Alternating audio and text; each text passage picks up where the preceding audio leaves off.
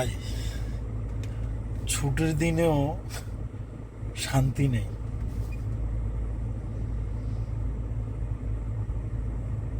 রাত্রের 4টা বাজে ডিউটি শেষ করে বাসায় আসছি, বাসায় এসে ঘুমাইছি সকাল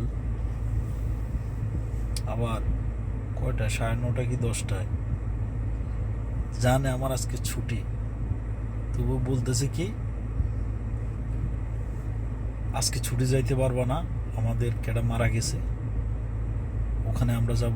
তো ওখানে যাবে তো আমার কি, আমার ছুটির সাথে ওদের ওখানে যাওয়ার কাহিনীটা কি, আমি এটাই বুঝতেছি না। বলতেছে তুই নিতে হবো মানে সবার গাড়ি আছে,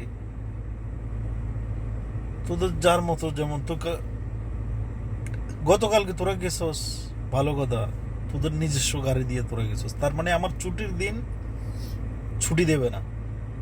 সকালে কিছু কাজ আছে, কফিতে যাবে, এইখানে যাবে, ওখানে যাবে, ওই কাজটা কেটা করবো? তার মানে উদ্দেশ্য হলো কালকে যাইতে পারবা না, কাজ করতে হবে, না আছে ঘুম, না আছে খাওয়া, বসে রয়েছি, কি করবো? এ হলো বিদেশ। কিছু কিছু ছোট ভাই ব্রাদার বলতেছি, বিদেশ আসলে অন্তত হাউস ড্রাইভিং বিষয় আইসো না ভাই। যদি আসো মরছো, 1000-এর ভিতরে 2জন ভালো আছে, আরগুলা শেষ। জিন্দেগি এই যে কোমর আছে না, এই যে কোমর, এটা সোজা হয়ে দাঁড়াইতে পারে না, বুঝছো নি? কিছুক্ষণ দাঁড়াইলে ব্যথায় অসহ্য হয়ে যায়, আবার বসলে ঠিক আছে। তার মানে তোমার লাইফ এই বসার ভিতরেই যাবে। যদি আল্লাহ তালা ভালো রাখে তো, সুস্থ রাখে তো রাখলো, নাইলে বা দেশে যাইবা লঞ্জা, এক কথা শেষ।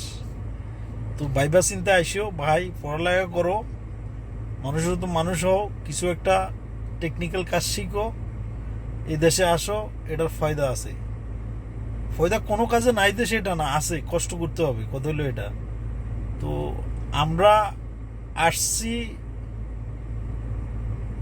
পড়ে গেছি, পুরান মানুষ, হয়তো ভালো ছিলাম কয়েক বছর, আবার কয়েক বছর পরে যে এরা মানে রাইতেরে দিন, দিনের রাত করে বলার, এই জন্য ছাড়তেও পারি না, থাকতেও পারি না, এমন অবস্থা হয়ে গেছে। ঠিক আছে, তো সবার উদ্দেশ্যে এটা বলবো, যারা বিদেশের প্ল্যান করতেছো তারা কিন্তু হুঁশিয়ার, তারা একদম হুঁশিয়ার। কোনো একটা হাতের কাজ শিখে আসো, আর নইলে বাপের পয়সা থাকলে আসো, এখানে বিজনেস করো, ব্যাস। আর যদি কও যে আমি বাসায় যাব, বাসায় চাকরি করবো, হাউস ড্রাইভিং অফিসের চাকরি দিবে, এটা চাকরি দিব, ওটা একদম ভুয়া কথা ভাই, একদম ভুয়া। মানে তোমার অফিসের সাপ্লাইয়ের, এখানে সাপ্লাই কোম্পানি আছে, বুঝছো, তোমার অফিসে দিবে, এই দিবে, ওই দিবে, হ্যাঁ আইনা তোমার 1 মাসের জন্য ঢুকাই দিবে, ভালো জায়গায় আছো, হ্যাঁ বাড়িতে ফোন দিছো, আম্মু আমি ভালো আছি, আব্বু ভালো আছি, আমার অফিসে কথা কাজে ঠিক আছে। যখন এনে কন্ট্রাক্ট শেষ হবো, এবার রোডের ওই যে 7 আসমানের নিচে রোডের কামে লাগাইবো, তখন হায় হায় রে শিক্ষার, তখন বুঝবা ঠেলা কত। ঠিক আছে, ওই জন্য কইতাছি